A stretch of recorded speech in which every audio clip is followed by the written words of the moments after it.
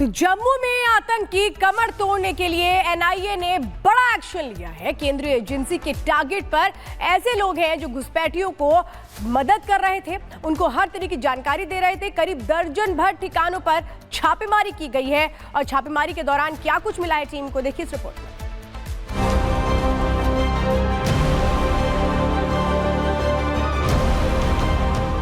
घुसपैठ और terror connection को लेकर जम्मू कश्मीर में कई ठिकानों पर एनआईए ने छापेमारी की। बुधवार की सुबह जब राज्य के अधिकतर लोग अपने रोजमर्रा के कामकाज शुरू करने की तैयारी कर रहे थे, उसी समय राज्य में करीब 1 दर्जन ठिकानों पर एनआईए की टीम ने छापेमारी की।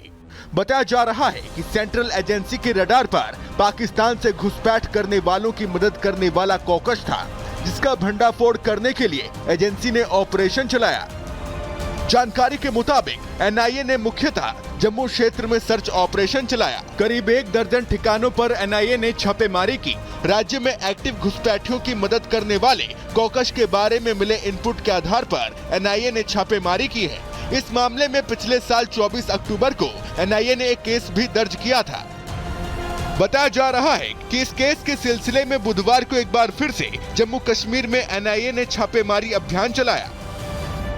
राष्ट्रीय जांच एजेंसी की तरफ से जम्मू में जो है 10 से ज्यादा जगहों पर रेड जारी है। इस वक्त हम एक रेड लोकेशन पे मौजूद हैं जो कि जम्मू सिटी के हार्ट पे है। लगातार इस वक्त राष्ट्रीय जांच एजेंसी की टीम्स यहां पर रेड कर रही हैं। आपको बता दें कि 24 अक्टूबर 2024 को दर्ज हुए मामले में ये रेड्स राष्ट्रीय जांच एजेंसी की तरफ से की जा रही हैं। इस मामले में पहले भी 2 बार जो है एनआईए की टीम्स जम्मू कश्मीर में रेड कर चुकी हैं। इस बार सिर्फ जम्मू जिले में जो है रेड्स की जा रही है। ये जो केस है इसमें 2 मामले जुड़े हुए हैं। एक मामला है जो पाकिस्तान से आतंकी अंतर्राष्ट्रीय सीमा से घुसपैठ कर और दूसरा है कि पाकिस्तान से जो आतंकी लाइन ऑफ कंट्रोल यानी कि नियंत्रण रेखा से घुसपैठ कर भारतीय सरजमी पर पहुंचे। 370 हटने के साथ ही जम्मू कश्मीर में आतंक की कमर टूट गई थी, लेकिन शांति के दुश्मन पाकिस्तान को राज्य की खुशहाली से हमेशा बैर रहा है। इसीलिए पाकिस्तान और उसकी खुफिया एजेंसी आईएसआई अब घुसपैठियों को भारत में भेजने के लिए नया टेरर मॉड्यूल बनाने की कोशिश कर रहा है। सूत्रों का दावा है कि जम्मू कश्मीर में पाकिस्तान की तरफ से आतंकियों की घुसपैठ की कोशिशें होती रहती हैं। घुसपैठ में सफल होने वाले आतंकियों की मदद के लिए राज्य में नया मॉड्यूल बनाने की कोशिश हो रही है। ये मॉड्यूल घुसपैठियों को शरण, आर्थिक मदद और अन्य सुविधाएं देने का काम करता है, जिससे घुसपैठिए राज्य में कदम जमा सकें और आतंकी मंसूबों को अंजाम दे सकें। आतंकियों के इन मददगारों को आईएसआई फंडिंग करती है। अब आतंकियों के इन्हीं मददगारों के टेरर मॉड्यूल को खुफिया एजेंसियां खत्म कर रही हैं। दावा किया जा रहा है कि जम्मू कश्मीर में हुई एनआईए की छापेमारी इसी अभियान का एक हिस्सा है, जिससे पाकिस्तान पोषित आतंकियों के सिर उठाने की हर कोशिश नाकाम हो जाएगी। Bureau report, Republic Bharat. पर अब खबरों में आगे बढ़ते और बात करते हैं हरियाणा की। हरियाणा के गुरुग्राम में बदमाशों ने शराब कारोबारी की दिन दहाड़े गोली मारकर हत्या कर दी। जिस वक्त कारोबारी अपने फार्म हाउस में आराम कर रहा था, उसी वक्त बदमाश आए, गोली मारी और फायरिंग करते हुए वहां से फरार हो गए। पूरी घटना कैमरे में कैद भी हो गई है। पुलिस जांच के बाद कार्रवाई की बात भी कह रही है। रिपोर्ट दिखाते हैं आपको।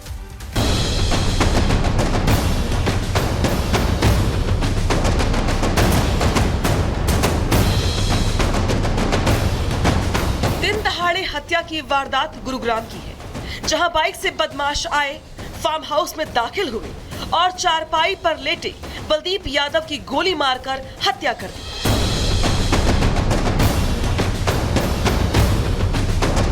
तस्वीर में साफ देखा जा सकता है कि जब बदमाश कमरे में दाखिल हुए तो उस समय शराब कारोबारी बलजीत यादव चारपाई पर लेटा था। एक युवक गेट पर खड़ा था और ड्राइवर के साथ कर्मचारी ऑफिस के अंदर ही मौजूद थे। इस दौरान ऑफिस में मौजूद दूसरे लोगों ने खुद को बचाने की कोशिश की। जब बलजीत के साथी रविंद्र ने बदमाशों को पकड़ने की कोशिश की तो बदमाशों ने उस पर भी गोली चला दी। बलजीत की हत्या के बाद बदमाश वहां से गोलियां चलाते हुए फरार हो गए। घायलों को तुरंत हॉस्पिटल ले जाया गया, जहां बलजीत को डॉक्टरों ने मृत घोषित कर दिया, जबकि साथी रविंद्र का इलाज चल रहा है। बताया जा रहा है कि बलजीत झज्जर में शराब का ठेकेदार था, जिसकी वजह से उसका दूसरे ठेकेदारों के साथ विवाद चल रहा था। आशंका जताई जा रही है कि इस विवाद में ही उसकी हत्या कर दी गई। पुलिस ने भी इस पूरे मामले में जांच तेज कर दी है। सीसीटीवी की मदद से दोनों हत्यारों की पहचान भी कर ली गई है। आरोपियों को गिरफ्तार करने के लिए टीम का भी गठन कर दिया गया है। Bureau report, Republic Bharat. और इस वक्त बड़ी खबर आपको बता दें, अखिलेश यादव का महाकुंभ को लेकर के बड़ा दावा किया है। कुंभ में गए 1000 लोग आज भी लापता हैं, ये अखिलेश यादव कह रहे हैं। सरकार ने लापता लोगों की जानकारी छिपाई है, ये बड़ा आरोप सरकार पर लगाया जा रहा है। अच्छी बात है कि महाकुंभ को और कुंभ को हम सब लोग बार बार याद करते हैं। जो भी उस समय सरकार होती है उस आयोजन को हमेशा अच्छा करने की कोशिश करती है। हमारे अंदर करुणा हो, स्नेह हो, हम दयालु भाव से अगर करें तो आध्यात्म रूप से उसी दिन हमारे अंदर महाकुंभ पैदा हो जाएगा, जन्म ले लेगा महाकुंभ। सबसे बड़ा सवाल ये है कि भारत सरकार ने महाकुंभ के आयोजन में कितना बजट दिया था, क्योंकि बहुत सारे इश्यूज थे। कोई कल्पना कर सकता है कि मध्य प्रदेश के मुख्यमंत्री, उत्तर प्रदेश के मुख्यमंत्री केवल इस बात का इंतज़ाम कर रहे थे कि गाड़ियाँ कहाँ खड़ी होंगी। बहुत सारे आईपीएस अधिकारी ये कह रहे थे कि अब मत जाइए, हमारे पास व्यवस्था इंतज़ाम नहीं है, आगे अब मत जाइए, आप स्नान करने मत जाइए, रोका जा।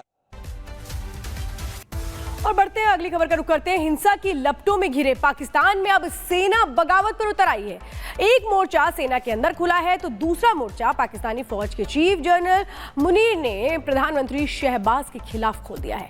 कैसे पाकिस्तानी अब तेजी से वहां पर बदलती राजनीति को देख रहे हैं और कैसे कांटो भरा ताज बन गई है शहबाज के लिए पीएम की कुर्सी, इस रिपोर्ट में देखिए।